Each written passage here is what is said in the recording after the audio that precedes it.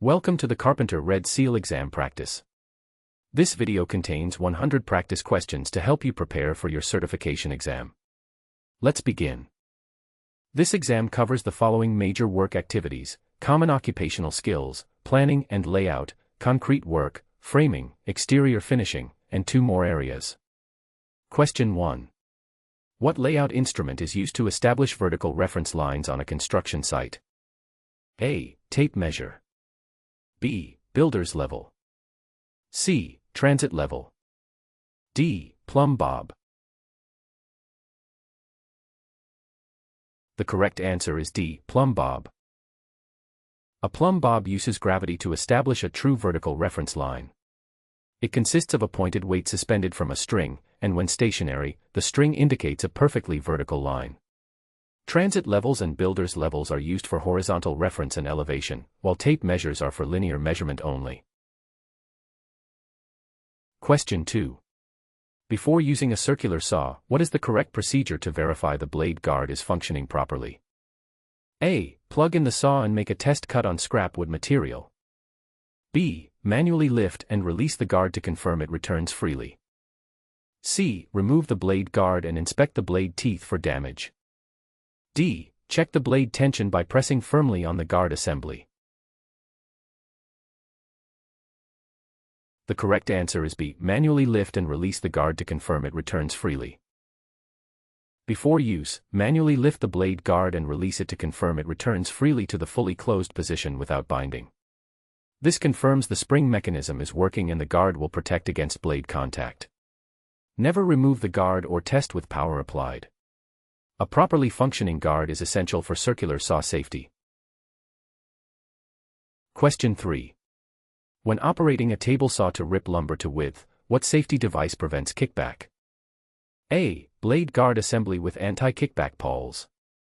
B. Push stick positioned behind the workpiece. C. Riving knife or splitter behind the blade. D. Miter gauge locked in the table slot. The correct answer is C. Riving knife or splitter behind the blade. A riving knife, or splitter, sits directly behind the blade and prevents the kerf from closing on the back of the blade, which causes kickback. It moves up and down with the blade. The blade guard protects from blade contact, push sticks keep hands away from the blade, and miter gauges are for cross-cutting.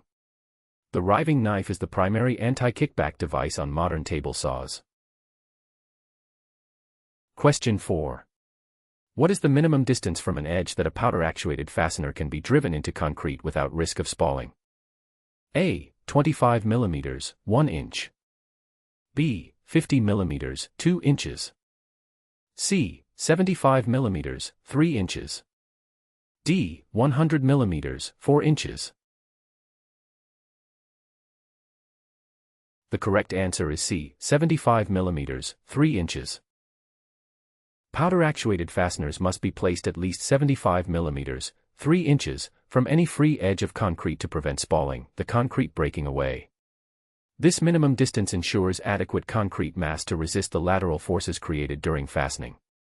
Closer placement can cause the concrete to fracture and the fastener to fail, creating a safety hazard. Question 5. When working at heights above 3 meters, what is the minimum requirement for fall protection under Canadian OH&S regulations? A. Warning signs posted in the work area. B. A personal fall arrest system or guardrails. C. A spotter positioned on the ground below. D. A safety meeting held before work begins. The correct answer is B. A personal fall arrest system or guardrails. At heights above 3 meters, workers must use either a personal fall arrest system, harness, lanyard, and anchor, or be protected by guardrails. The regulations require positive fall protection, not just administrative controls like signs or spotters. Some provinces require fall protection at heights as low as 2.4 meters. Always verify requirements with your provincial OH&S authority. Question 6. During site cleanup, you discover unlabeled containers that may contain hazardous materials. What is the correct procedure? A. Open the containers to identify the contents by smell or appearance. B. Dispose of them in the regular waste bin to avoid delays. C. Leave them undisturbed, secure the area, and notify the supervisor. D. Pour small amounts on the ground to see if they are flammable.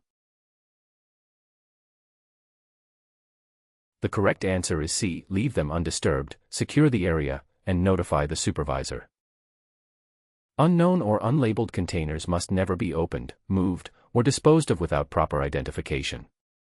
Leave containers undisturbed, secure the immediate area to prevent access by others, and notify your supervisor immediately.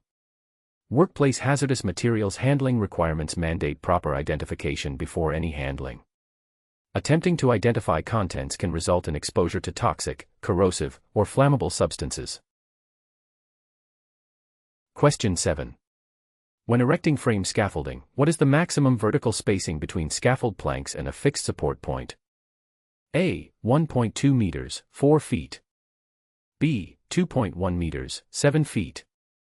C. 3.0 meters, 10 feet. D. 4.0 meters, 13 feet. The correct answer is B. 2.1 meters, 7 feet. Frame scaffold platforms must be supported at intervals not exceeding 2.1 meters, 7 feet, vertically between levels. This ensures structural stability and prevents platform deflection under load. Cross-bracing, guardrails, and base plates are also required at each level. Scaffold must be inspected daily before use and after any modification or weather event. Question 8. When using an extension ladder, what is the correct angle for safe setup? A. The ladder base should be 1/4 of the working height away from the wall. B. The ladder base should be 1/3 of the working height away from the wall. C. The ladder base should be 1/2 of the working height away from the wall. D. The angle does not matter if the ladder is tied off at the top. The correct answer is A. The ladder base should be 1/4 of the working height away from the wall. Extension ladders must be set up at a 4:1 ratio, meaning the base should be 1/4 of the working length away from the support point. This creates an angle of approximately 75 degrees, providing optimal stability. Too steep an angle increases tip-back risk, too shallow increases slip-out risk. The ladder must also extend 900 mm, 3 feet, above the landing point and be secured at the top. Question 9. Before moving a scissor lift, what must the operator verify? A. The platform is fully elevated for stability. B. The outriggers are extended and secured. C. The emergency stop button is disabled. D. Workers dismounted and platform is lowered. The correct answer is D. Workers dismounted and platform is lowered. Before moving a scissor lift, the operator must ensure all workers have dismounted, the platform is fully lowered, and the travel path is clear of obstructions and slopes. Operating with an elevated platform creates a significant tip-over hazard. Ground conditions must also be verified as suitable for the equipment's weight. Never travel with workers or materials on an elevated platform. Question 10. When reviewing construction drawings, you notice a discrepancy between the architectural plans and structural drawings. What is the correct course of action? A. Follow the architectural plans since they show design intent. B. Follow the structural drawings since they are engineer stamped. C. Stop work on affected area and issue request for information. D. Use your best judgment to proceed without any delay. The correct answer is C. Stop work on affected area and issue request for information. When discrepancies exist between drawings, work must stop in the affected area and a request for information, RFI, must be issued to the design team for clarification. Making assumptions or proceeding without resolution can lead to costly rework, code violations, or structural failures. The RFI process is the industry standard for resolving conflicts in construction documents. Always document the discrepancy and wait for written clarification. Question 11. As a journeyperson mentoring an apprentice, what is the most effective approach when the apprentice makes a non-critical mistake? A. Immediately correct the mistake yourself to save project time. B. Wait until the end of the day to discuss all errors at once. C. Allow apprentice to identify error, explain why, and demonstrate fix. D. Report the error to the supervisor for official documentation. The correct answer is C. Allow apprentice to identify error, explain why, and demonstrate fix. Effective mentoring involves allowing the apprentice to recognize their mistake when possible, explaining why it matters for safety or quality, and demonstrating the correct technique. This approach builds critical thinking and understanding rather than just compliance. Immediate correction without explanation misses the learning opportunity, while delayed feedback reduces retention. Mentoring is a key responsibility of Journeypersons in the Red Seal program. Question 12. You need to lift a 1,500 kilograms prefabricated roof truss using a crane. The truss has lifting points at each end. The crane operator informs you that they have a single-leg sling rated at 2,000 kilograms. What is the safest rigging approach? A. Use the single-leg sling as a choker hitch at the center. B. Request two-leg bridle sling, attached to lifting points at 60 degrees. C. Use single-leg sling at one lifting point since rating exceeds load. D. Attach single-leg sling to both ends by looping it through. The correct answer is B. Request two-leg bridle sling, attached to lifting points at 60 degrees. A two-leg bridle sling is required to attach to both designated lifting points for balanced lifting.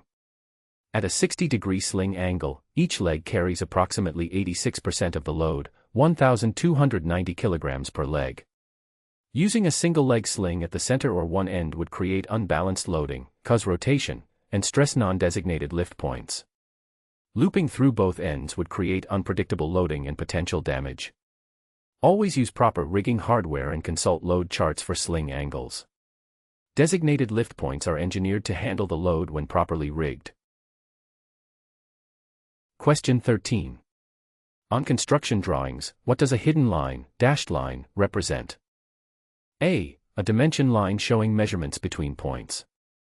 B. An edge or surface hidden from the current view. C. A center line indicating the middle of a component. D. A cutting plane showing where a section is taken. The correct answer is B. An edge or surface hidden from the current view. Hidden lines, shown as dashed lines, represent edges, surfaces, or features that are not visible in the current view because they are behind or inside other parts of the structure. They help the reader understand the complete three-dimensional form. Dimension lines have arrows and numbers, center lines are dashed with alternating long and short segments, and cutting planes show where sections are taken. Question 14. Before constructing concrete formwork on a site, what is the first critical step in site preparation? A. Verify excavation is at correct elevation and dimensions per drawings. B. Order concrete delivery and confirm the mix design with supplier. C. Install temporary power supply for tools and lighting on site. D. Erect safety barriers around perimeter to protect workers. The correct answer is A. Verify excavation is at correct elevation and dimensions per drawings. Before any formwork construction, the excavation must be verified to ensure it is at the correct elevation, dimensions, and bearing capacity per the structural and civil drawings. Working from incorrect grades leads to foundation issues that are extremely costly to correct. Additional site prep includes removing debris, water, and loose material. Concrete ordering, temporary power, and barriers are important but follow grade verification. Question 15. The specifications call for number 2 and better SPF lumber. What does this grading indicate? A. The lumber must be kiln dried to a specific moisture content. B. Lumber may have some knots and defects but is structural. C. The lumber must be pressure treated for exterior applications. D. The lumber is for appearance grade applications only. The correct answer is B. Lumber may have some knots and defects but is structural. Number 2 and better SPF, spruce pine fir, is a structural grade that allows some knots and minor defects but meets strength requirements for structural applications like floor joists and studs. And better means number 2 or any higher grade. Number 1, select structural, is acceptable. This is the most commonly specified grade for residential framing.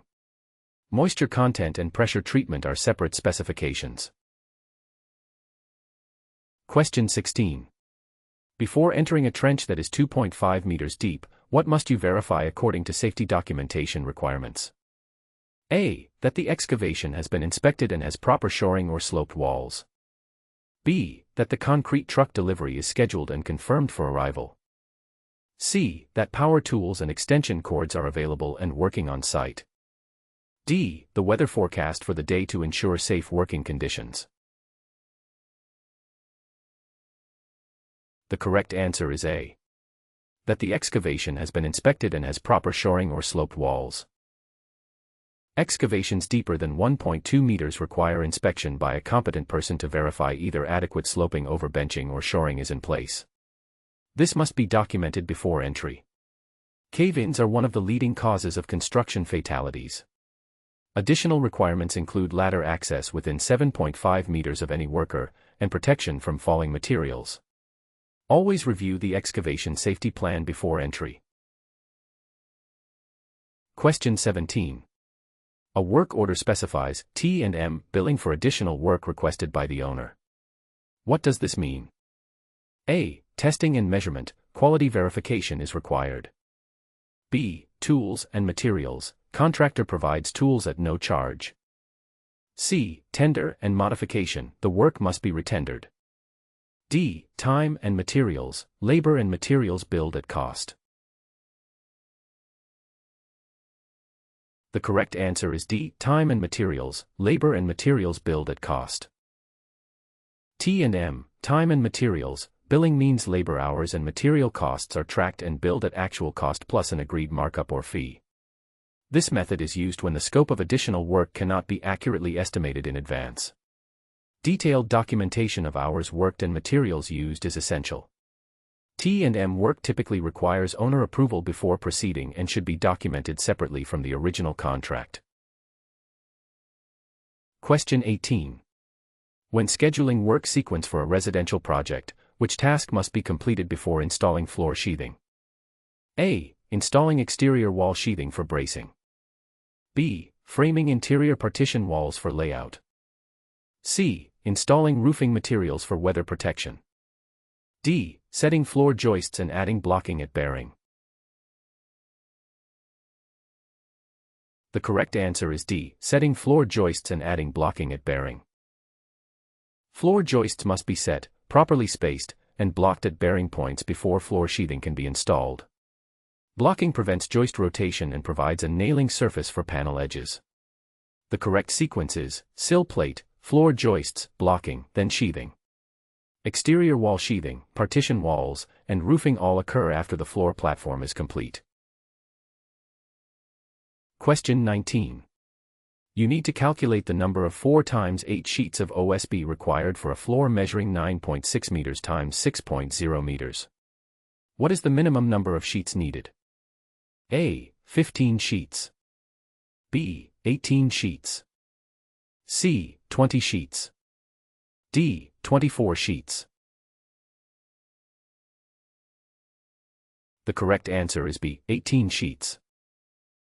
Floor area equals 9.6 times 6.0 is equal to 57.6 m squared. 1/4 times 8 sheet equals 1.22 times 2.44 is equal to 2.98 m squared, approximately 3 m squared. Sheets needed equals 57.6 divided by 2.98 is equal to 19.3, round up to 20 sheets. However, this is a theoretical minimum. With a 10% waste factor, 20 times 1.10 is equal to 22 sheets. The closest practical answer accounting for some waste is 18 sheets if the layout is optimized, but in practice you'd order at least 20. For exam purposes, 18 is the minimum based on straight calculation with good layout planning. Question 20. When organizing lumber delivery for a job site, how should pressure-treated lumber be stored? A. In direct contact with the ground to prevent warping. B. Stacked flat on stickers with a cover, away from untreated. C. Standing upright against a wall to save on-site space. D. In a heated enclosed area to accelerate drying process. The correct answer is B. Stacked flat on stickers with a cover, away from untreated. Pressure-treated lumber should be stacked flat on stickers, small wooden spacers, to allow air circulation and prevent warping. It must be covered to protect from rain and sun but with open sides for ventilation. Store separately from untreated lumber to prevent staining from preservative contact. Ground contact promotes moisture absorption and decay. Heated storage causes checking and splitting. Question 21. When performing site layout, you need to establish a building corner that is 90 degrees. Using the 3-4-5 method, if you measure 3 meters along one line, how far must you measure along the perpendicular line and diagonal to verify a right angle? A. 4 meters perpendicular, 5 meters diagonal. B. 5 meters perpendicular, 4 meters diagonal. C. 3 meters perpendicular, 6 meters diagonal. D. 4 meters perpendicular, 6 meters diagonal. The correct answer is A. 4 meters perpendicular, 5 meters diagonal. The 3-4-5 method uses the Pythagorean theorem, 3 squared plus 4 squared equals 5 squared, to verify a right angle. Mark 3 meters along one line from the corner, 4 meters along the perpendicular line. The diagonal between these points must measure exactly 5 meters for a true 90-degree angle. Any multiple works, June 8, 10, September 12, 15, for greater accuracy on larger layouts. Question 22. When laying out floor joists at 400 mm, 16 inches, on center, where do you mark the location of the first joist from the end of the building? A. 400 mm from rim joist to the center of the first joist. B. 400 mm from rim joist to the far edge of the first joist. C. 400 mm minus half the joist width from the rim joist. D. At the edge of the rim joist to start layout. The correct answer is B. 400 mm from rim joist to the far edge of the first joist. The first layout mark is made at 400 mm from the rim joist to the far edge of the first joist. This ensures that the edge of a 4x8 sheet, 1,220 mm, lands on the center of the fourth joist, at 1,200 mm plus half the joist width. Subsequent marks are at 400 mm on center.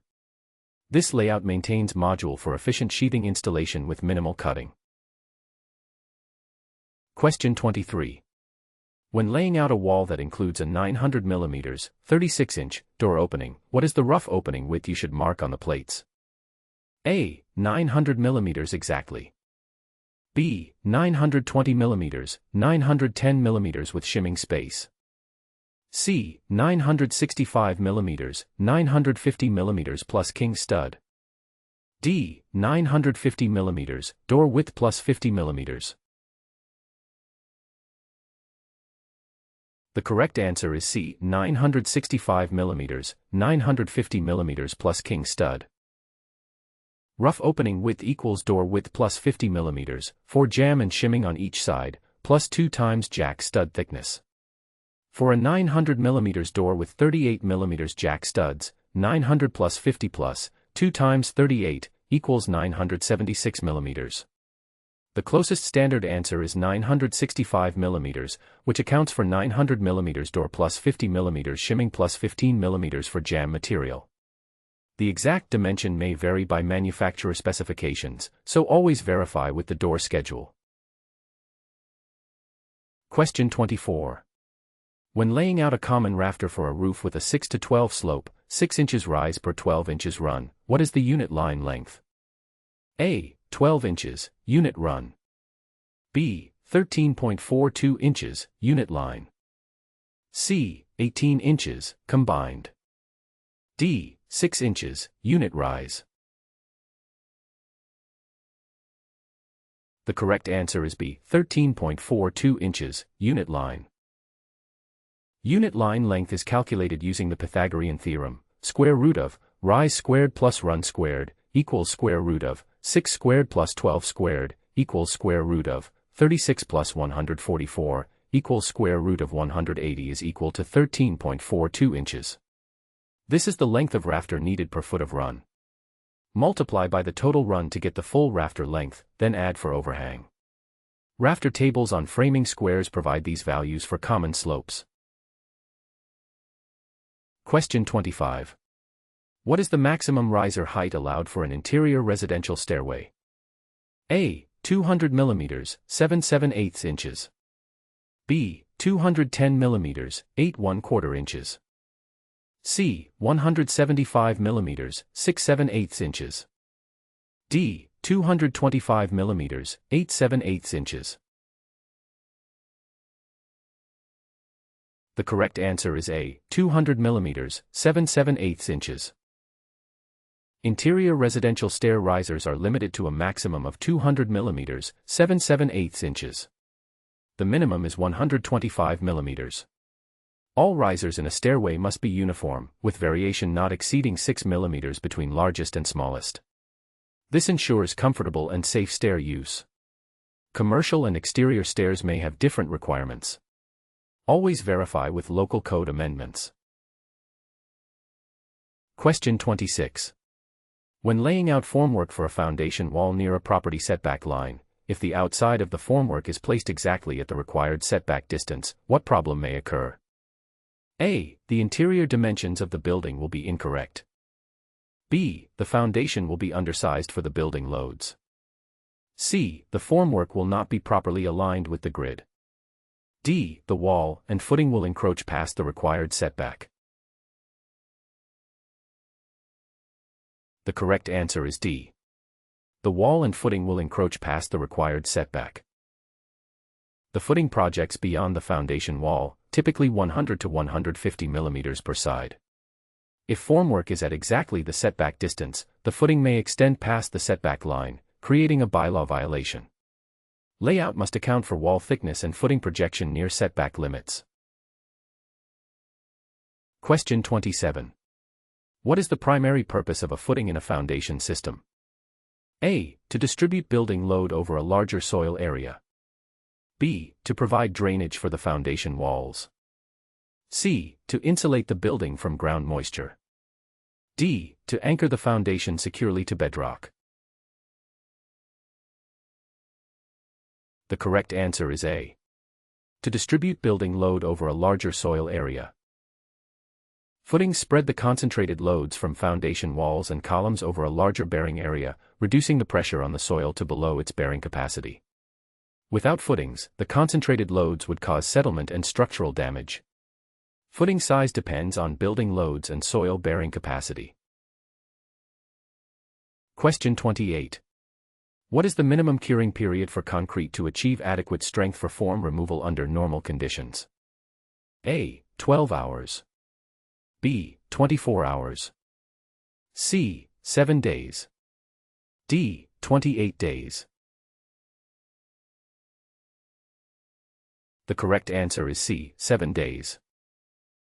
Concrete requires a minimum of 7 days of curing under normal conditions before wall forms can be safely removed, as it will have achieved approximately 70% of its design strength. Full design strength, FC, is typically reached at 28 days. Cold weather, inadequate moisture, or high strength requirements may require longer curing periods. Always consult the engineer for specific stripping times based on the application. Question 29. When installing timber shoring in an excavation deeper than 3 meters, what is the minimum thickness of the shoring planks, sheeting? A. 25 mm, 1 inch. B. 38 mm, 1½ inches. C. 50 mm, 2 inches. D. 89 mm, 3½ inches. The correct answer is C. 50 mm, 2 inches.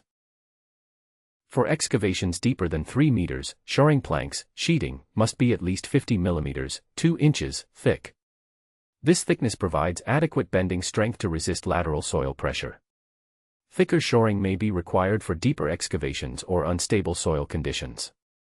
The design must comply with applicable OH&S regulations and engineering specifications. Question 30.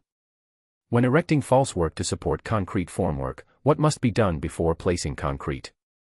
A. Verify falsework inspected by competent person and can support loads.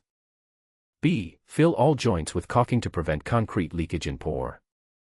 C. Remove all temporary bracing to allow concrete access and placement. D. Paint all falsework members with form release agent for stripping. The correct answer is A. Verify falsework inspected by competent person and can support loads. Before placing concrete, falsework must be inspected by a competent person to verify it is properly erected and capable of supporting the intended loads, including the wet concrete weight, formwork, workers, and equipment. The inspection should verify bearing capacity, bracing, connections, and alignment. This is a code requirement, not just good practice. Question 31. The architectural drawings show a strip footing 600 mm wide. What is the minimum width of the footing form to accommodate this dimension? A. 600 mm at the outside face of forms. B. 638 mm, 600 mm plus form thickness each side. C. 700 mm, 600 mm plus 50 mm each side. D. Inside dimension of the form should be 600 mm. The correct answer is D. Inside dimension of the form should be 600 mm. The 600 mm dimension refers to the finished concrete width, so the inside dimension of the form must be 600 mm. The overall form width includes the form panel thickness on each side, typically 19 mm. Plywood times 2 is equal to 38 mm additional, making the outside approximately 638 mm. Always measure and verify the inside dimensions when setting footing forms. Question 32. When constructing wall forms for a 3-meter high concrete pour, approximately what is the maximum lateral pressure at the bottom of the form? A. 7.5 kilopascals. B. 24 kilopascals. C. 73 kilopascals. D. 150 kilopascals. The correct answer is C. 73 kilopascals. Lateral pressure from fresh concrete depends on the pour rate and concrete temperature, but for a full liquid head scenario P equals rho GH equals 24 knots over m cubed times 3 meters equals 72 kilopascals, approximately 73 kilopascals. This maximum occurs when concrete is placed rapidly and hasn't begun to set.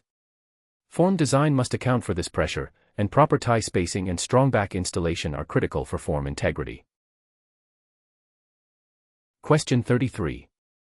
When constructing slab formwork, what is the standard spacing for shores supporting a flat slab with normal loading conditions? A. 1,200 mm, 4 feet. B. 600 mm, 2 feet. C. 2,400 mm, 8 feet. D. 1,800 mm, 6 feet. The correct answer is A. 1,200 mm, 4 feet. For typical flat slab construction with normal loading, shores are typically spaced at 1,200 mm, 4 feet, in both directions. However, the exact spacing depends on slab thickness, load conditions, shore capacity, and joist over stringer design. Always follow engineered shoring drawings and never exceed the rated capacity of shoring equipment. Reshoring may be required after initial form removal. Question 34. What is the minimum chamfer strip size typically specified for exposed column corners? A. 25 mm times 25 mm, 1 times 1 inches. B. 10 mm times 10 mm, 3/8 times 3/8 inches. C. 38 mm times 38 mm, 1/2 times 1/2 inches. D. 19 mm times 19 mm, 3/4 times 3/4 inches. The correct answer is D. 19 mm times 19 mm, 3/4 times 3/4 inches. A 19 mm times 19 mm, 3/4 times 3/4 inch, chamfer strip is the standard minimum size for exposed column corners. Chamfers protect corners from chipping during form stripping and construction, and provide a finished appearance. They are installed in the inside corners of the column form. Larger chamfers may be specified for architectural purposes. Question 35. When constructing formwork for a closed stringer stair, what is the critical dimension that must be calculated first? A. The overall width of the stair between finished walls. B. The structural thickness of the intermediate landing slab. C. The required height of the handrail above the nosing line. D. The total run and total rise based on floor-to-floor height. The correct answer is D. The total run and total rise based on floor-to-floor height. The total rise, floor-to-floor height, and total run, available horizontal distance, must be established first to calculate the number of risers and treads, individual riser height, and tread depth. These dimensions govern all other stair construction details. The relationship between rise and run must comply with code requirements, 2R plus T equals 580 to 660 mm rule, and the total rise divided by the number of risers must be uniform throughout. Question 36. When installing anchor bolts in a concrete foundation wall, what is the minimum embedment depth according to most specifications? A. Equal to the bolt diameter for proper concrete cover.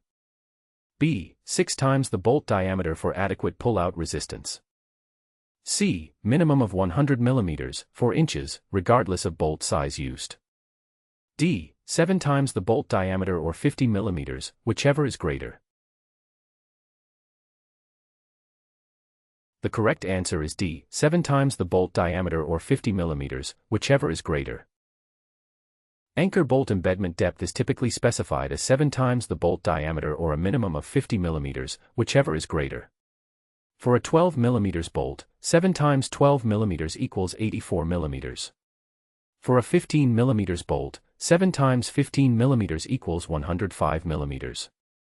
This depth provides adequate pull-out resistance. Always verify with the structural drawings as higher values may be required for specific loading conditions. Question 37. Rebar chairs are used to maintain cover when placing reinforcement. What is the typical minimum cover for reinforcement in a foundation wall cast against earth? A. 19 mm, 3/4 inch. B. 38 mm, 1/2 inches. C. 50 mm, 2 inches. D. 75 mm, 3 inches. The correct answer is D. 75 mm, 3 inches. Concrete cast directly against earth requires a minimum cover of 75 mm, 3 inches, for reinforcement protection. Concrete cast against formwork in contact with earth requires 50 mm. Interior concrete not exposed to weather or earth requires less. The cover protects rebar from corrosion and provides fire resistance. Always verify cover requirements with the structural drawings. Question 38. When stripping wall forms, in what order should components be removed? A. Ties first, then wailers, then form panels. B. Form panels first, then ties, then wailers. C. Form ties last, wailers first, then panels. D. All components can be removed simultaneously. The correct answer is A. Ties first, then wailers, then form panels. The correct stripping sequence is 1. Remove form ties, or release tie wedges, 2. Remove wailers and strongbacks, 3. Carefully remove form panels. This sequence prevents damage to forms and concrete, and allows controlled form removal.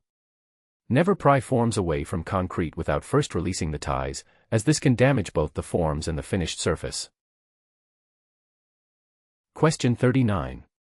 What is the maximum drop height for placing concrete into forms to prevent segregation? A. 0.5 meters, 18 inches. B. 1.0 meter, 3 feet. C. 1.5 meters, 5 feet. D. 3.0 meters, 10 feet. The correct answer is C. 1.5 meters, 5 feet. Concrete should not free-fall more than 1.5 meters, 5 feet, to prevent segregation, where the aggregate separates from the paste. For taller pours, use tremie pipes, elephant trunks, or chutes to control the concrete flow.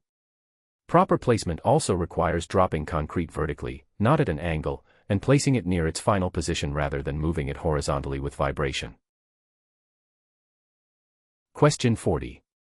When screeding a concrete slab, what action should follow immediately after the screed pass? A. Apply curing compound to prevent moisture loss from the surface. B. Begin broom finishing to create the final slip-resistant texture. C. Bowl float the surface to fill voids and bring paste to the surface.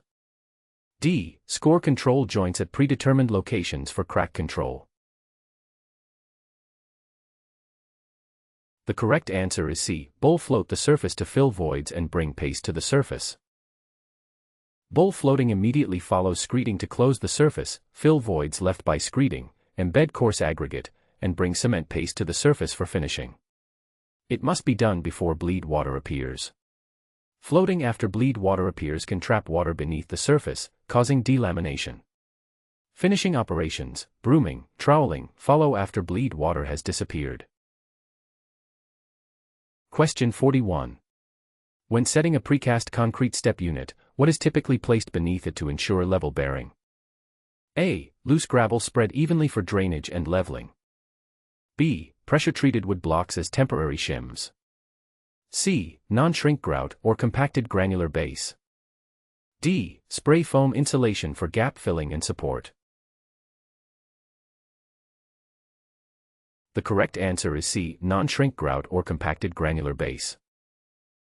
Precast steps are set on non-shrink grout for precision leveling, or on a compacted granular base for grade level installations. Non-shrink grout fills voids completely and maintains its volume, ensuring full bearing support. Granular bases must be properly compacted to prevent settlement.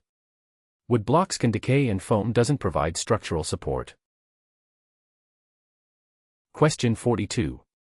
You are grouting anchor bolts in a column base plate. The specification calls for non-shrink grout with a minimum 3-day strength of 35 MPa. The ambient temperature is 5 degrees Celsius and expected to drop to -3 degrees Celsius overnight. What precautions are necessary? A. Heat grout, preheat plate and substrate, protect with insulation 72 hours. B. Wait for warmer weather since grouting cannot be done below freezing. C. Increase the water content to improve flow and workability in cold. D. Use accelerator admixture and proceed normally, grout is frost resistant.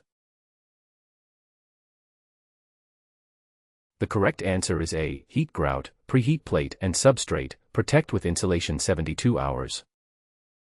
Cold weather grouting requires 1. Heating mixed water and grout materials, 2. Preheating the base plate and concrete substrate to at least 10 degrees Celsius, 3. Protecting the installed grout with insulated blankets for at least 72 hours until strength gain occurs, and 4. Monitoring temperatures.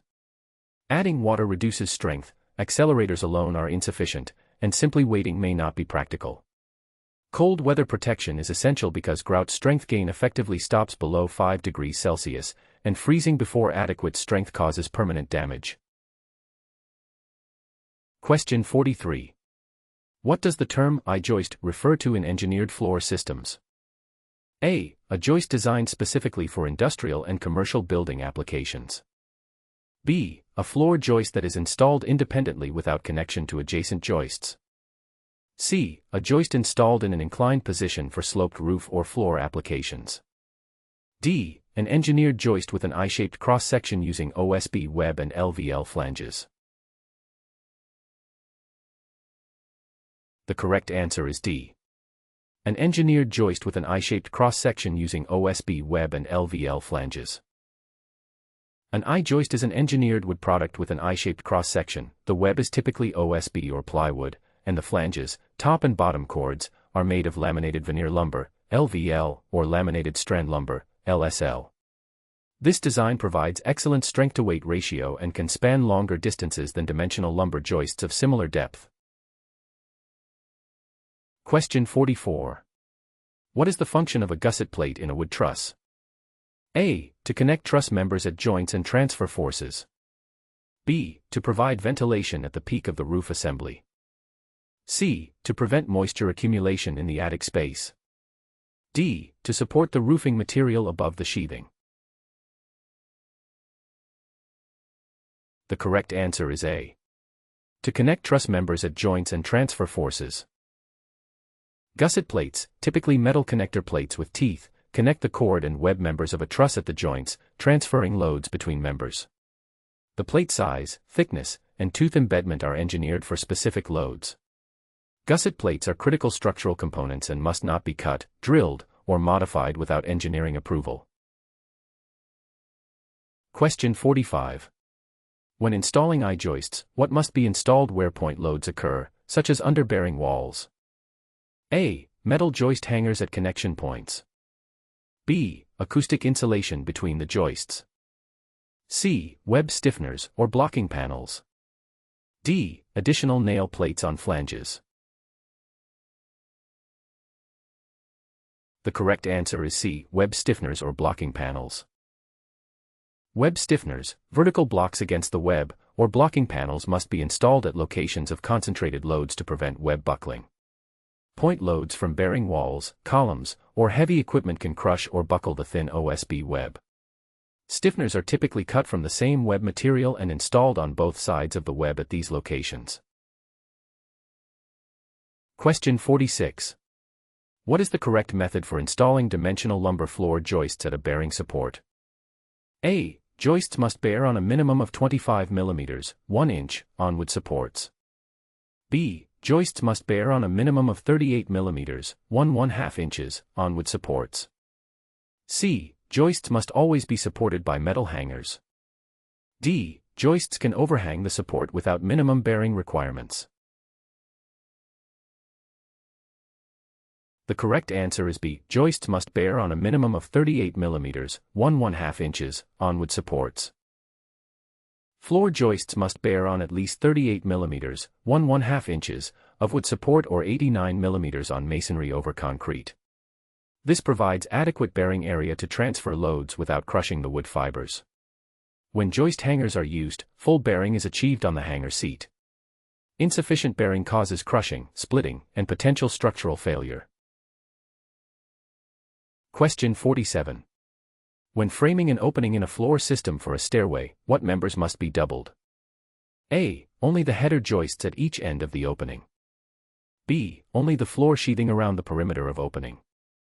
C. All joists within 1,200 mm of the opening edges. D. Trimmer joists on each side and headers at each end. The correct answer is D. Trimmer joists on each side and headers at each end. Stair openings require doubled trimmer joists on each side, running parallel to regular joists, and doubled header joists at each end of the opening, running perpendicular to joists. This reinforcement compensates for the interrupted joists and transfers their loads to the trimmer over header assembly. The connection between headers and trimmers typically requires joist hangers. Question 48. What is the maximum allowable hole diameter that can be drilled through a 2x10 floor joist without requiring reinforcement? A. 1/3 of the joist depth. B. 2/3 of the joist depth. C. 1/2 of the joist depth. D. 1/4 of the joist depth. The correct answer is A. 1/3 of the joist depth. Holes in floor joists are limited to 1/3 of the joist depth and must be located in the middle third of the span. For a 2x10 actual depth 235 mm, the maximum hole diameter is approximately 78 mm. Holes must maintain a minimum 50 mm distance from edges and other holes. Larger holes or improperly located holes significantly reduce the structural capacity of the joist. Question 49. When constructing an exterior deck, what is the minimum slope for water drainage on the deck surface? A. Level, no slope required with proper decking gaps. B. 1:100 times, 1%. C. 1 to 60 times, approximately 2%. D. 1 to 20 times, 5%. The correct answer is C. 1 to 60 times, approximately 2%. Deck surfaces should slope away from the building at approximately 1 to 60 times, about 2%, to promote water drainage. This is achieved by adjusting the beam height or using tapered sleepers. While gaps between deck boards allow water through, slope prevents ponding and reduces moisture exposure. A steeper slope may cause furniture instability and footing issues. Question 50. What is the maximum joist spacing typically allowed for 5/4, 1/1/4 inch, thick deck boards installed perpendicular to the joists? A. 400 mm, 16 inches. B. 300 mm, 12 inches. C. 600 mm, 24 inches. D. 500 mm, 20 inches. The correct answer is A. 400 mm, 16 inches. For 5/4, nominal, 1 inch actual, deck boards, maximum joist spacing is 400 mm, 16 inches, when installed perpendicular to joists. For diagonal installation, reduce to 300 mm, 12 inches. Thicker 2x boards can span up to 600 mm, 24 inches. Proper joist spacing prevents excessive deflection and the springy feel that makes decks feel unsafe. Question 51. When installing deck railing posts, what is the minimum embedment depth into the rim joist or blocking when using through bolts? A. The post sits on top of the decking with L brackets. B. The post extends to the underside of the decking, bolted to the rim joist over blocking. C. The post must extend past the rim to attach to the deck joists. D. Post attachment method is optional as long as visible connection exists. The correct answer is C. The post must extend past the rim to attach to the deck joists. For code-compliant guard post installation, posts should extend past the rim over fascia and connect to the deck joists using through bolts or approved connectors. This provides the strongest connection to resist the lateral loads from people leaning against the railing. Surface-mounted posts with brackets are generally insufficient for residential decks over 600 mm, 24 inches, high. Question 52. When installing an engineered rim board with I-joists, what is the primary installation requirement? A. Rim board continuously supported and flush with I-joist top. B. The rim board must extend below bottom flange of I-joists.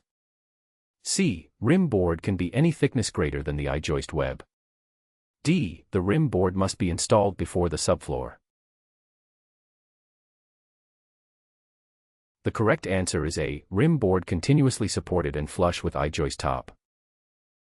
Engineered rim boards must be installed flush with the top flange of I-joists and be continuously supported along their length.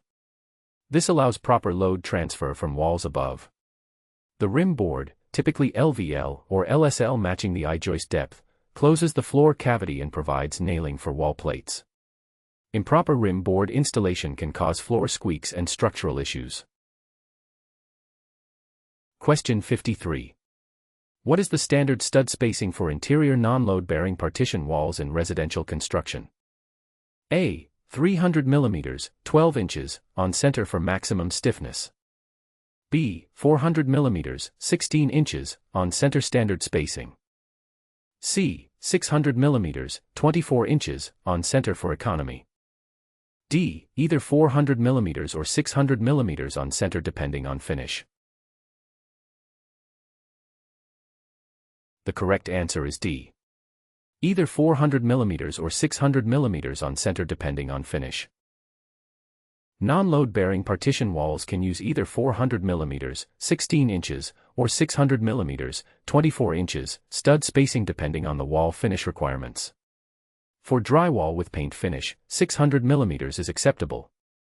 For tiled walls or areas requiring additional backing, 400 mm spacing provides better support. Load-bearing walls typically require 400 mm maximum spacing unless engineered for 600 mm. Question 54. When framing a window opening in an exterior load-bearing wall, what is the function of the cripple studs above the header?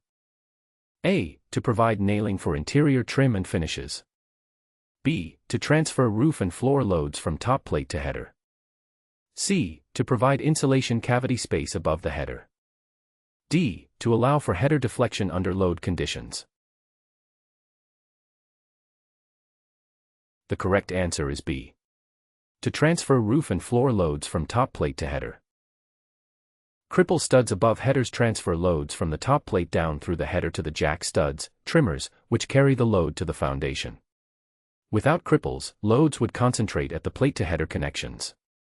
Cripples must be spaced at the same on-center dimension as the wall studs to maintain the load path and provide consistent nailing for sheathing. Question 55. For a load-bearing wall with a 2,400 mm, 8-foot, ceiling, carrying a floor above with 4.8 kPa live load and 0.5 kPa dead load, what is the minimum header size for a 1,200 mm, 4-foot, opening? A. Double 2 times 6. B. Double 2 times 8. C. Double 2 times 10. D. Double 2 times 12 or engineered header required. The correct answer is C. Double 2 times 10. For a 1,200 mm opening in a load-bearing wall supporting one floor, a double 2 times 10 header is the typical minimum size. The exact size depends on species and grade of lumber, span length, tributary width, and loads. For openings over 2,400 mm, engineered headers, LVL, PSL, are often required. Always verify with the local building code and structural requirements. Question 56. When building a corner using the California corner method, what is the primary advantage? A. It provides an insulation cavity at the corner that would otherwise be blocked. B. It eliminates the need for corner studs entirely in the wall assembly. C. It allows for faster installation by reducing the number of cuts required. D. It uses additional lumber to provide greater structural strength at corners. The correct answer is A. It provides an insulation cavity at the corner that would otherwise be blocked. The California corner, or 3-stud corner, creates an insulation cavity at the corner that would be solid blocking in a traditional 4-stud corner. It uses 3 studs with drywall clips or backers, reducing thermal bridging and improving energy efficiency. The configuration provides adequate nailing for interior and exterior finishes while reducing lumber use and allowing full insulation at corners. Question 57. When installing roof trusses, what is the maximum spacing for temporary bracing during erection? A. Maximum of 1,200 mm, 4 feet, between lateral bracing points. B. Maximum of 1,800 mm, 6 feet, using standard 2x4 bracing. C. Maximum of 3,000 mm, 10 feet, for residential roof trusses. D. As specified by the truss manufacturer, typically 2,400 to 3,000 mm. The correct answer is D. As specified by the truss manufacturer, typically 2,400 to 3,000 mm. Temporary bracing spacing during truss erection is specified by the truss manufacturer, typically 2,400 to 3,000 mm, 8 to 10 feet. Ground bracing, lateral bracing, and diagonal bracing must be installed as trusses are set. Failure to properly brace trusses during installation is a leading cause of truss collapse. The bracing remains until permanent bracing and sheathing are installed. Question 58. A truss package arrives on site.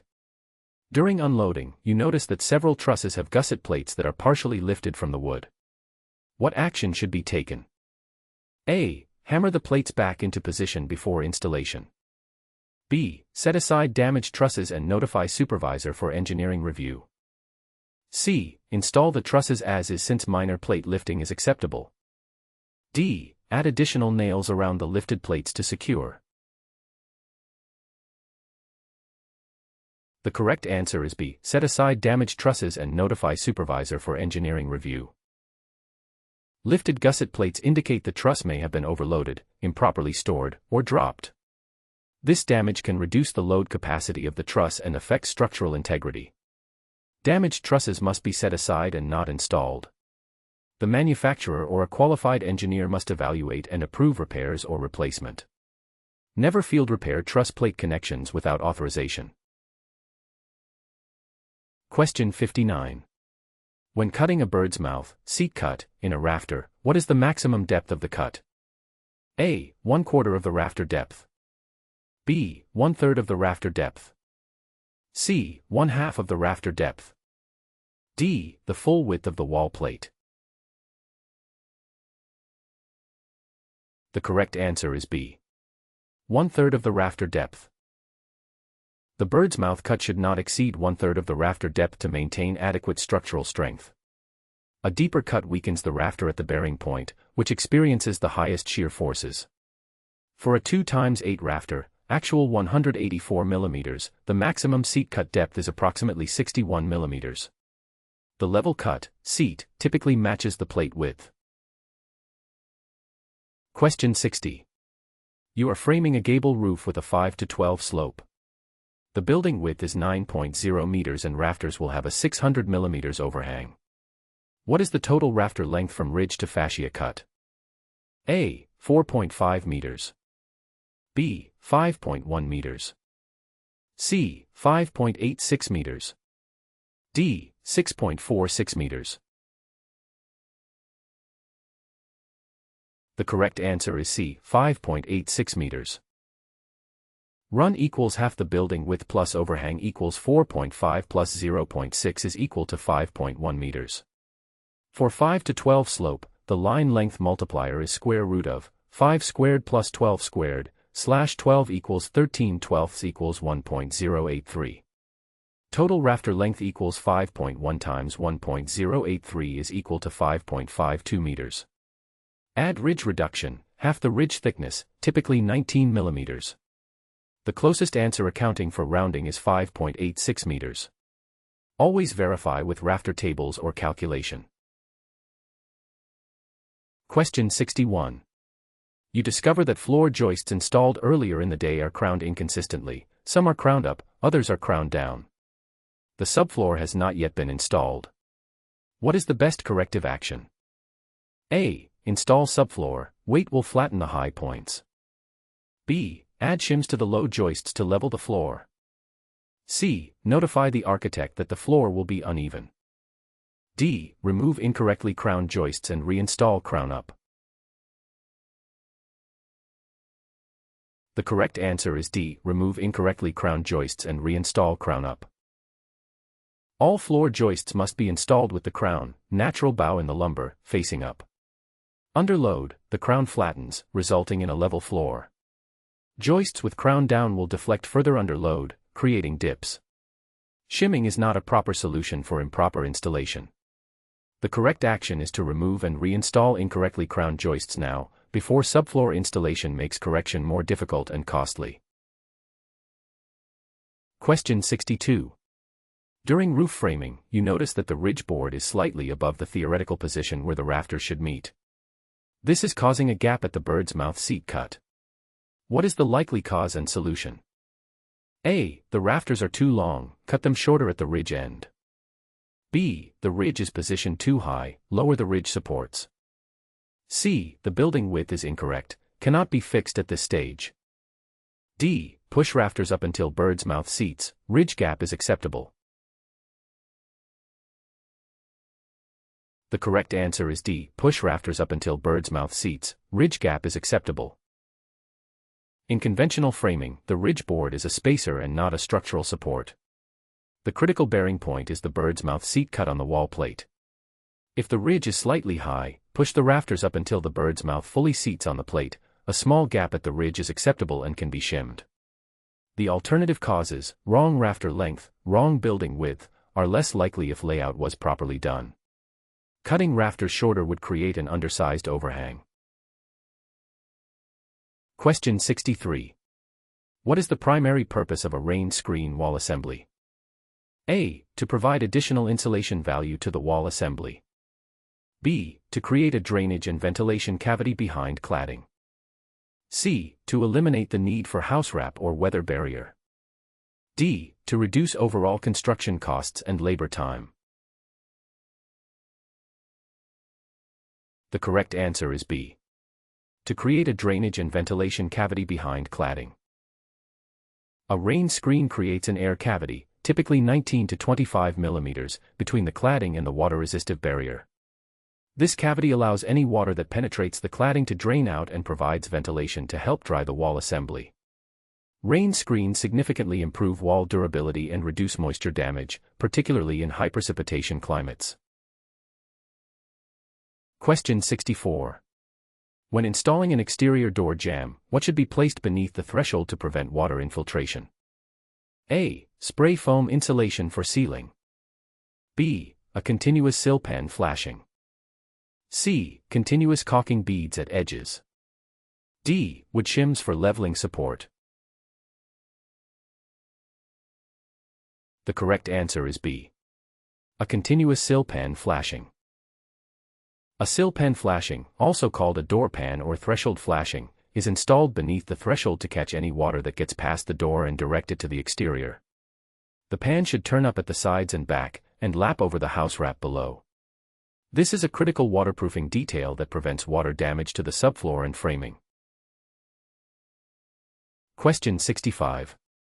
When installing a pre-hung exterior door, what is the correct shimming sequence? A. Shim the head first, then the hinge side, then the strike. B. Shim all sides simultaneously using expanding foam. C. Shim the threshold first, then strike side, then hinge side. D. Shim hinge side first at all hinges, then head, then strike. The correct answer is D. Shim hinge side first at all hinges, then head, then strike. The correct sequence is 1. Shim the hinge side first at all hinge locations, ensuring the jamb is plumb and the gaps are even. 2. Shim the head jamb, keeping it level and maintaining even reveals. 3. Shim the strike side, adjusting for consistent gap and proper latching. This sequence ensures the door swings correctly and the hardware operates properly. Expanding foam is used only for insulation, not for structural shimming. Question 66. What is the correct order of installation for window flashing tape on the rough opening? A. Top, sides, then bottom. B. All sides can be installed in any order. C. Sides only, top and bottom don't require flashing. D. Bottom, sides, then top, shingled to shed water. The correct answer is D. Bottom, sides, then top, shingled to shed water. Window flashing follows the shingle principle, bottom first, then sides, overlapping the bottom, then head flashing, overlapping the sides. This creates a watershed that directs water outward at each layer. Flexible flashing tape is typically used at jambs and sill, with rigid flashing at the head. Reverse installation allows water to get behind the flashing. Question 67. After installing a flanged window, what is the proper caulking procedure for the nailing flange? A. Apply caulk around all four sides under the flange. B. Apply caulk on the sides and top only, leave bottom unsealed. C. Apply caulk over the exposed flange face after fastening. D. Caulking is not required if flashing tape is properly used.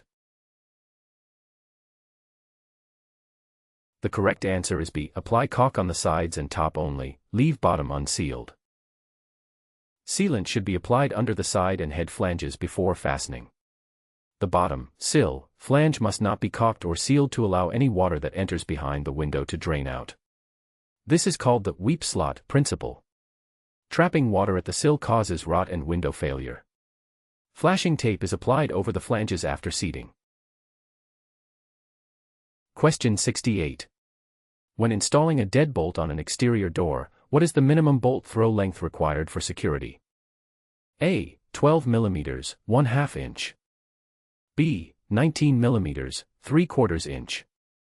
C. 25 mm, 1 inch.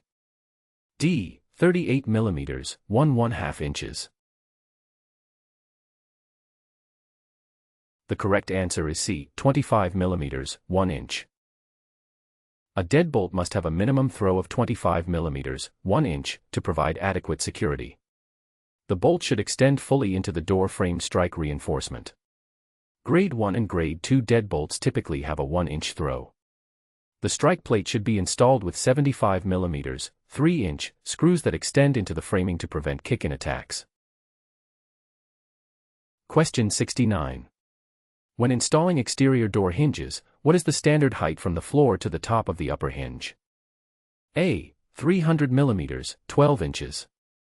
B. 125 mm, 5 inches.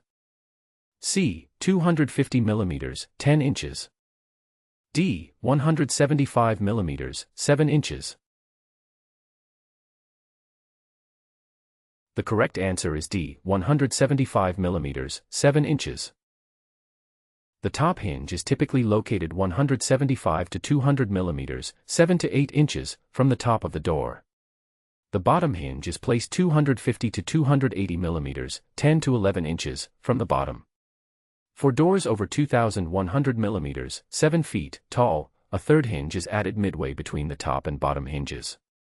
Consistent hinge placement ensures uniform door operation and appearance. Question 70. When installing ice and water shield membrane at a roof eave, how far up the slope must it extend? A. 300 mm, 12 inches, past the interior wall line. B. 600 mm, 24 inches, past the interior wall line. C. To the first course of shingles only. D. It is only required in valleys and at penetrations. The correct answer is B. 600 mm, 24 inches, past the interior wall line. Ice and water shield must extend from the eave edge to at least 600 mm, 24 inches, past the interior wall line, the warm side of the insulation. In cold climates, some codes require 900 mm, 36 inches. This protects against ice dams, which form when snow melts on the warm roof above the insulation and refreezes at the cold eave, potentially backing water under the shingles. Question 71. What is the minimum slope for standard asphalt shingles? A. 1 to 12. B. 2 to 12. C. 4 to 12. D. 6 to 12. The correct answer is C. 4 to 12. Standard asphalt shingles require a minimum slope of 4 to 12 for normal installation. For slopes between 2 to 12 and 4 to 12, special low-slope application methods are required, full ice and water shield underlayment and reduced shingle exposure. Below 2 to 12, asphalt shingles should not be used, membrane or built-up roofing is required. Always verify manufacturer specifications. Question 72. When installing step flashing at a roof-to-wall intersection, how should each piece of step flashing be positioned relative to the shingle courses? A. One step flashing piece under each shingle course, with 50 mm overlap. B. Step flashing is placed continuously along the wall before shingles. C. Step flashing is only required at the top and bottom of the intersection. D. 2 step flashing pieces per shingle course for redundancy. The correct answer is A. 1 step flashing piece under each shingle course, with 50 mm overlap. Step flashing is woven with the shingles. 1 piece of step flashing is installed with each shingle course. Each step flashing piece overlaps the one below by at least 50 mm, 2 inches. The flashing extends onto the roof deck under the shingle and up the wall under the siding. Counterflashing, or siding, covers the wall leg. This creates a shingle-like watershed system that prevents water entry. Question 73. What is the proper installation method for house wrap at horizontal seams? A. Upper course overlaps lower course by 150 mm, 6 inches, taping optional. B. Horizontal seams should be avoided entirely, only use vertical seams. C. Lower course overlaps upper course to create a watershed effect. D. Tape all seams regardless of orientation for maximum protection. The correct answer is A. Upper course overlaps lower course by 150 mm, 6 inches, taping optional. At horizontal seams, the upper course must overlap the lower course by at least 150 mm, 6 inches, to follow the shingle principle. While taping horizontal seams adds protection, a proper overlap is the primary defense against water. Vertical seams should overlap by 150 mm and must be taped. All penetrations and tiers must be taped with manufacturer-recommended tape. Question 74. When installing horizontal vinyl siding, what is the purpose of leaving a gap at panel ends where they meet trim or corner posts? A. To allow for thermal expansion and contraction. B. To improve water drainage. C. Gaps are not required, panels should fit tightly. D. To allow for nailing access. The correct answer is A. To allow for thermal expansion and contraction. Vinyl siding expands and contracts significantly with temperature changes. A gap of 6 to 10 mm, 1/4 to 3/8 inch, must be left at panel ends where they meet trim, corner posts, and J-channels to allow for this movement. In cold weather, below 0 degrees Celsius, increase the gap to 10 to 12 mm. Tight-fitting panels will buckle in summer heat. Question 75. When installing wood bevel siding, what is the minimum recommended overlap between courses? A. 25 mm, 1 inch. B. 38 mm, 1/2 inches. C. 50 mm, 2 inches. D. 12 mm, 1/2 inch. The correct answer is A. 25 mm, 1 inch. Wood bevel siding, clapboard, should overlap the course below by at least 25 mm, 1 inch. This overlap ensures adequate weather protection and nail penetration into solid wood, not just the thin top edge of the lower course. Greater overlap may be used for steeper exposure on buildings. The bottom edge of siding should be at least 150 mm, 6 inches, above grade. Question 76. Water leaks around a replacement window that was installed without examining the old flashings. What is the most likely cause and proper remediation? A. The caulking failed, remove old caulk and reapply quality sealant. B. Window installed with improper shimming, reinstall with closer shims. C. Old flashings deteriorated, remove siding, install new integrated flashing. D. Glass seal failed, contact window manufacturer for warranty claim. The correct answer is C. Old flashings deteriorated, remove siding, install new integrated flashing. Old flashings may be deteriorated or not integrated with new window flanges. Caulk alone cannot compensate for improper flashing. Proper remediation requires removing siding, installing new flashing integrated with house wrap and window, bottom sides top sequence, then reinstalling siding. Question 77. What is the standard thickness of drywall used on interior walls and ceilings in residential construction? A. 9.5 mm, 3/8 inch. B. 12.7 mm, 1/2 inch. C. 15.9 mm, 5/8 inch. D. 19 mm, 3/4 inch.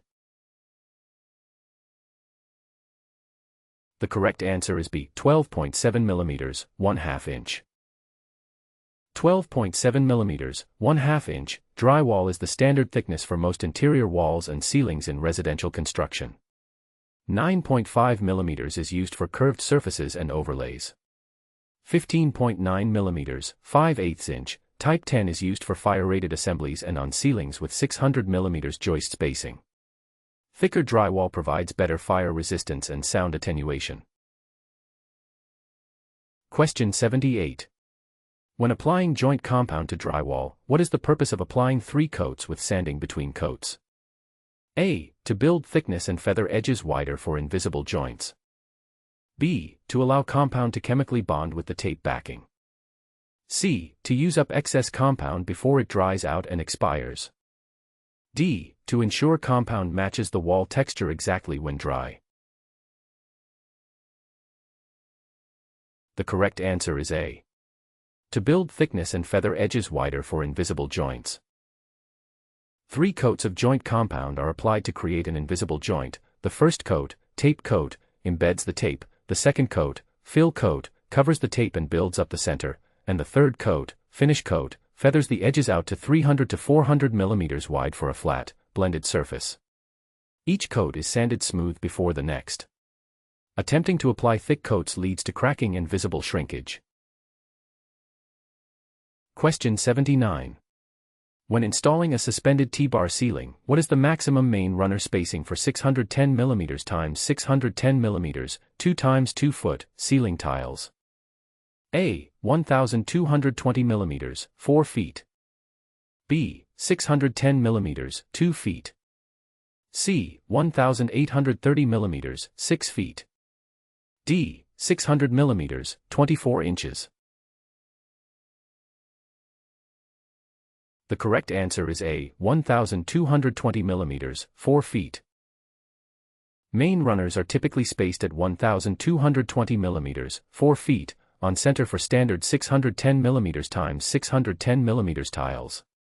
Cross tees at 610 mm intervals connect the main runners and support the tile edges.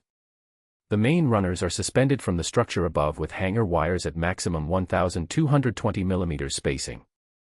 Verify requirements with the specific ceiling system manufacturer. Question 80.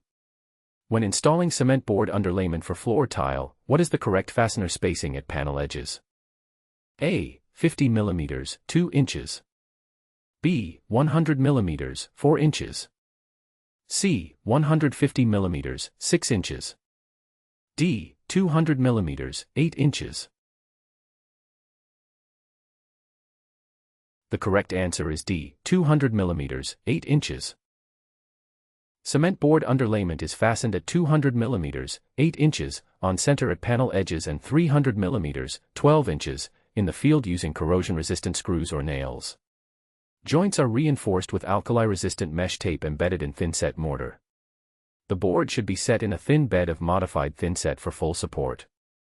Leave a 3 mm, 1/8 inch, gap between panels. Question 81. When installing hardwood flooring perpendicular to floor joists, what is the purpose of leaving an expansion gap at walls? A. To allow for floor register installation and HVAC duct connections. B. To allow the wood to expand and contract with humidity changes. C. To provide adequate space for baseboards and shoe molding. D. To make future removal easier when replacing the flooring. The correct answer is B.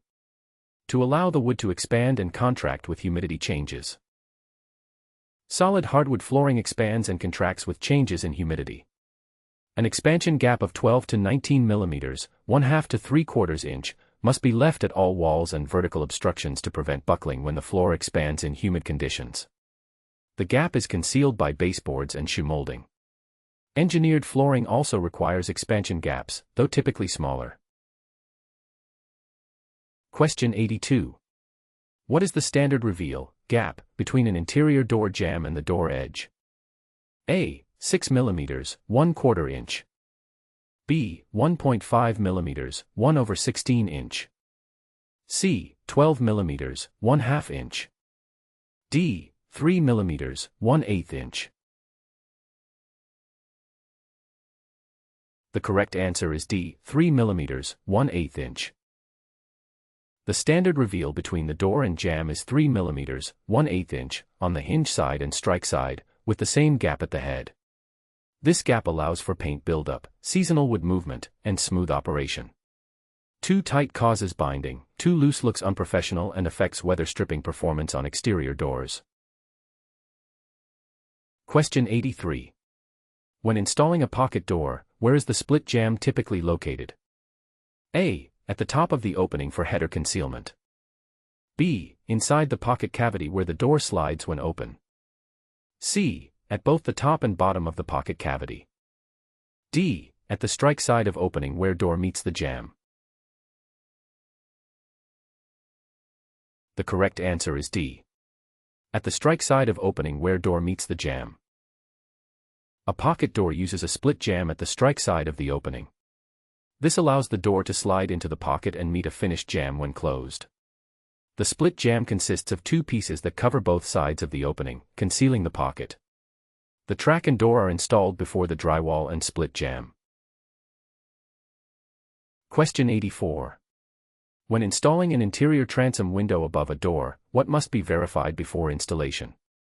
A. That the header can support the combined weight of door and transom assembly. B. That the transom glass is tempered for safety in case of breakage. C. That the window frame and sash are factory pre-primed for finishing. D. That the transom style matches the exterior windows for consistency. The correct answer is A. That the header can support the combined weight of door and transom assembly. Before installing a transom window above an interior door, verify that the header can support the combined dead load of the door assembly and transom. Interior headers may need to be upgraded if they were sized only for the door.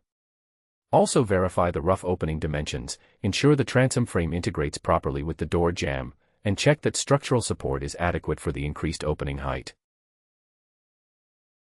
Question 85. What is the correct door stop clearance from the latch side of an interior passage door? A. Flush with the jamb edge. B. 3 mm, 1/8 inch, from the door face. C. 6 mm, 1/4 inch, from the door face. D. Stop position doesn't matter for passage doors. The correct answer is B. 3 mm, 1/8 inch, from the door face.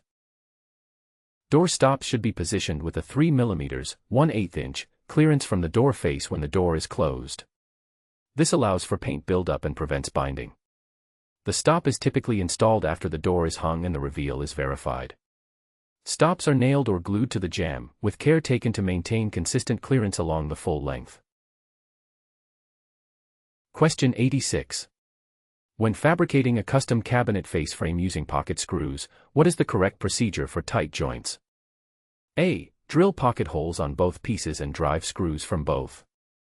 B. Drive pocket screws first, then apply glue to fill any gaps. C. Drill pocket holes inside, apply glue, clamp, then drive screws. D. Pocket holes should face outside for visibility during assembly. The correct answer is C. Drill pocket holes inside, apply glue, clamp, then drive screws. For strong, tight pocket screw joints, 1. Drill pocket holes on the back over inside face of the mating piece. 2. Apply wood glue to the joint surfaces. 3. Clamp the pieces together ensuring the faces are flush. 4. Drive pocket screws to secure. The glue provides long-term strength while screws hold the joint during curing. Pocket holes should always face the less visible side. Question 87. When installing baseboard on a wall with a slight bow, what technique ensures a tight fit to the wall? A. Fill the gap with caulk after installation. B. Use longer nails to pull the baseboard to the wall. C. Use flexible vinyl baseboard instead. D. Scribe the baseboard to match the wall contour. The correct answer is D. Scribe the baseboard to match the wall contour. Scribing involves holding the baseboard to the wall and using a compass or scribe tool to transfer the wall contour onto the baseboard. The back edge is then planed or sanded to match, ensuring a tight fit along the wall.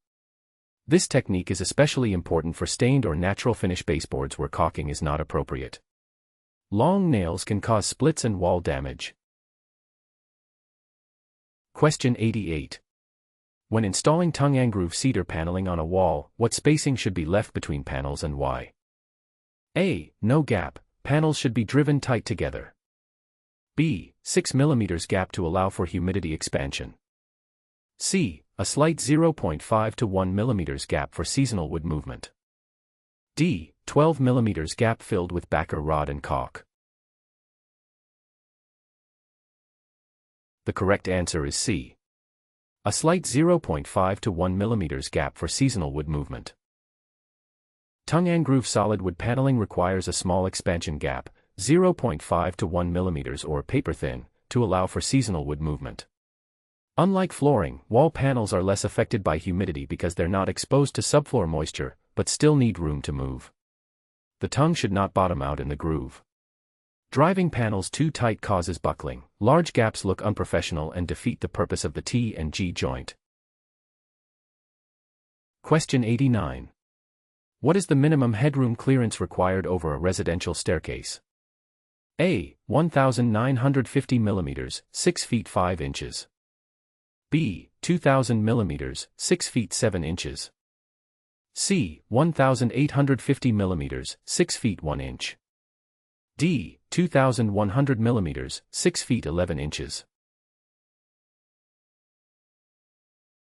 The correct answer is A. 1,950 mm, 6 feet 5 inches.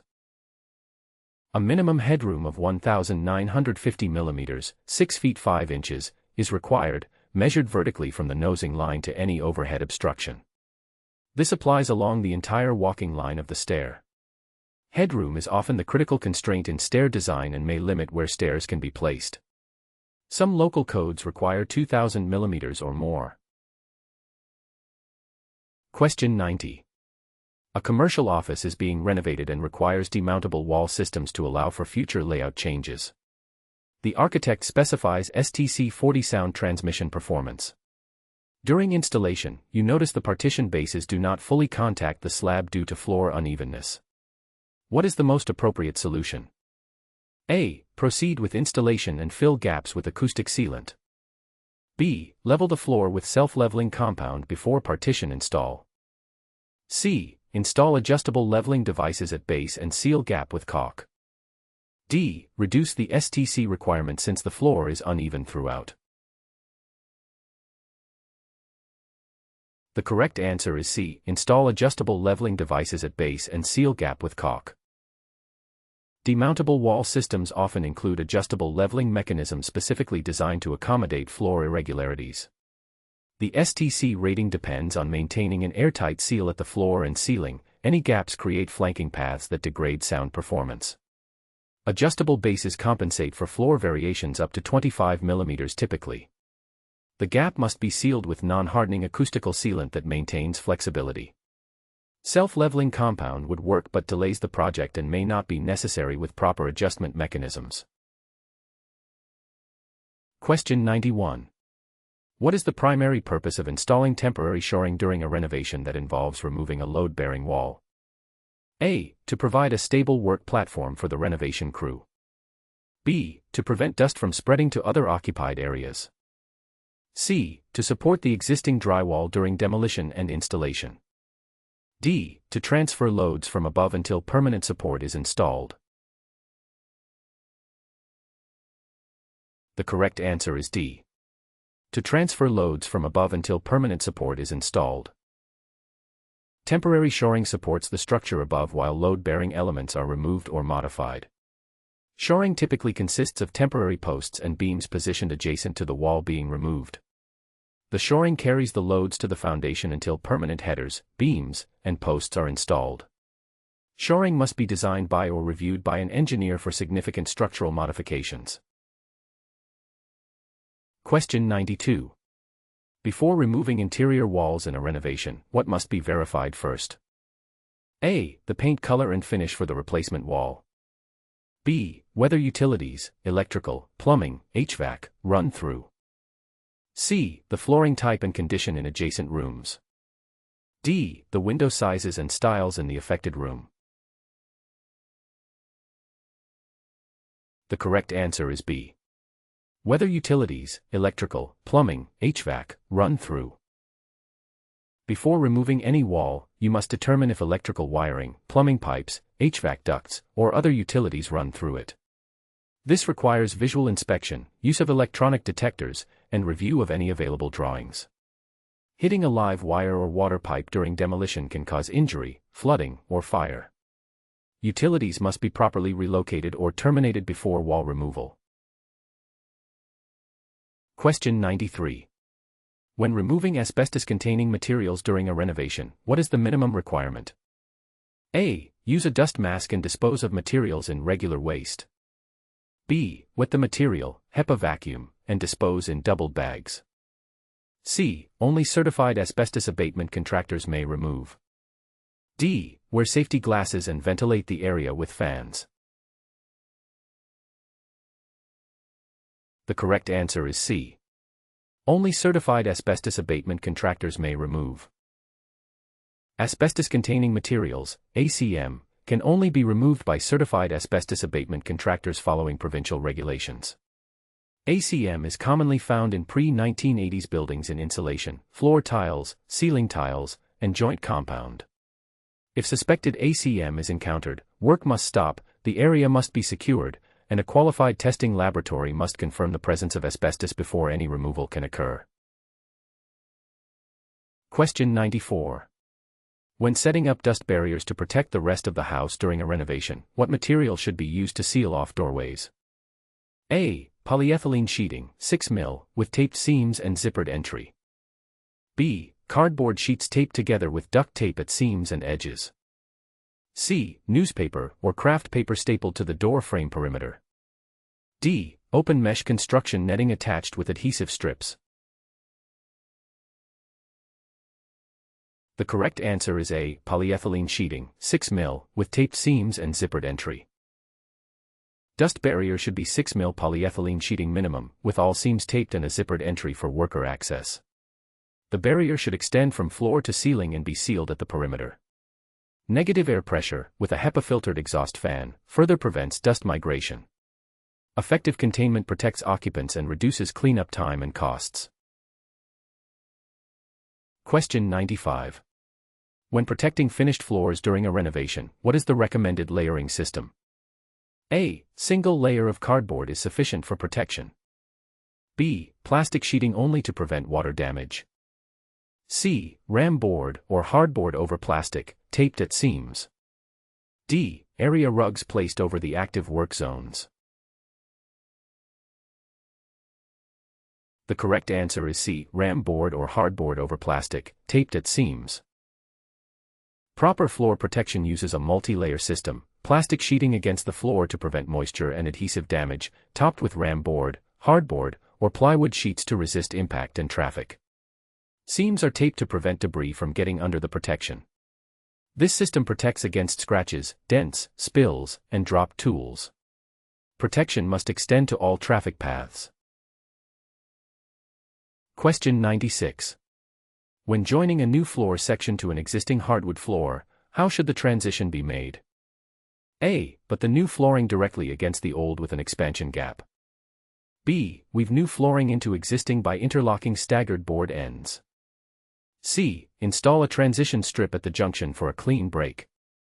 D. Overlay the new flooring on top of the old with a beveled edge. The correct answer is B. Weave new flooring into existing by interlocking staggered board ends.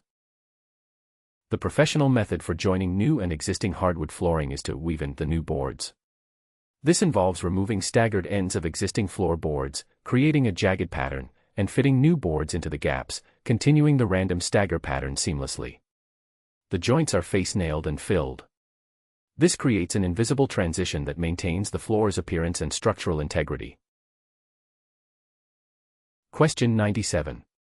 When adding a new exterior wall to an existing building, what is required at the connection between new and existing wall framing?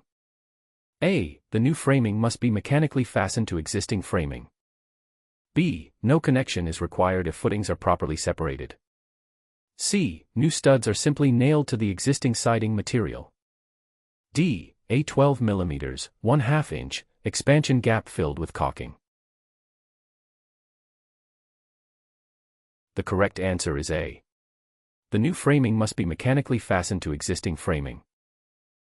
New wall framing must be mechanically connected to existing framing to transfer loads and prevent differential movement. This typically involves removing a section of existing siding and sheathing to expose the framing, then bolting or screwing through new end studs into existing studs or blocking. Flashing must integrate new and existing wall assemblies. Simply nailing to siding provides no structural connection. Question 98. During a renovation, you discover the existing floor joists are undersized for the new intended use, home gym with heavy equipment. What is the appropriate remedy? A. Add new joists alongside existing joists, sistering, using the same size lumber. B. Consult a structural engineer for a reinforcement design specific to the loads. C. Add additional solid blocking between joists for increased rigidity. D. Install a thicker subfloor to distribute the loads across more joists. The correct answer is B. Consult a structural engineer for a reinforcement design specific to the loads. When existing structure is undersized for new loads, a structural engineer must design the reinforcement. Options may include sistering joists with larger members, installing a beam and post below to reduce spans, or a combination. Simply adding same-size sisters or blocking may not provide adequate capacity. The engineer's design ensures the modified structure meets code requirements for the new use. Question 99. When creating a new opening in a load-bearing wall for a window, what is the correct sequence of operations? A. Remove the drywall, cut the studs, then install the header afterward. B. Cut the opening to size first, then install the header and supports. C. Install the window first and then frame around it for proper fit.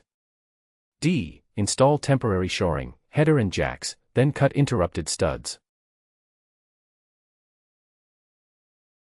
The correct answer is D. Install temporary shoring, header and jacks, then cut interrupted studs. The correct sequence is 1. Install temporary shoring to support loads above. 2. Install the king studs and cripples above the planned header location. 3. Install the header. 4. Install jack studs, trimmers, to support the header. 5. Only then cut and remove the interrupted studs and plates. 6. Install sill, cripples below, and rough sill if needed. 7. Remove temporary shoring after permanent supports are secure. Question 100. You are building a second-story addition over an existing single-story house. During inspection of the existing structure, you find that the existing roof rafters are 2 x 8 at 600 mm, 24 inches, on center, and the bearing walls below appear adequate. The plans call for the new second-floor joists to bear on the existing top plates. What structural concern must be addressed? A. The existing rafters may not support additional snow loads after the addition. B. The existing walls and foundation may not be designed for the added loads. C. The existing ceiling drywall will crack during construction activities. D. The existing roof must be completely removed before any work can begin. The correct answer is B. The existing walls and foundation may not be designed for the added loads. Adding a second story dramatically increases loads on the existing structure. The existing top plates, studs, sill plates, foundation walls, and footings must be evaluated for the additional dead loads, floor, walls, ceiling, roof structure, and live loads, occupancy, snow. What was a single-story load path must now support 2 stories. A structural engineer must evaluate the existing structure and specify any required reinforcement, sistered studs, additional posts, foundation upgrades, before the addition can proceed. Thank you for practicing with Question Bank Hub. Good luck on your Carpenter Red Seal certification exam. Don't forget to subscribe for more exam preparation content.